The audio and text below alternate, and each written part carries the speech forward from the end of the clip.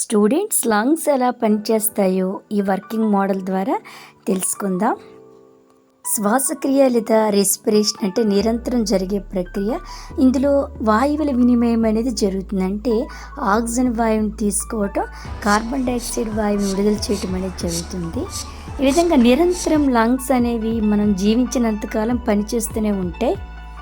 అసలు main purpose ఏంటి? శ్వాసక్రియతలకు ముఖ్యమైన ఉపయోగం మనం తీసుకునే ఆహారం అనేది ఈ ఆక్సిజన్తో కలిసి శక్తి అంటే ఎనర్జీని ఉత్పత్తి చేస్తుంది. ఈ ఎనర్జీ వల్ల మనం పని చేయగలుగుతాం. ఈ శక్తితో పాటు విడుదలైన కార్బన్ డైఆక్సైడ్ అనేది ఎక్స్పిరేషన్ ద్వారా అంటే నిశ్వాస ప్రక్రియ ద్వారా బయటికి రిలీజ్ అవుతుంది. ఒక రోజులో మనం తీసుకునే ఆక్సిజన్ సుమారుగా 11,000 లీటర్స్. ఇంకా మనం 1 డేలో సుమారుగా 23,000 టైమ్స్ శ్వాస తీసుకోవడం, విడిచిపెట్టడం చేస్తాం.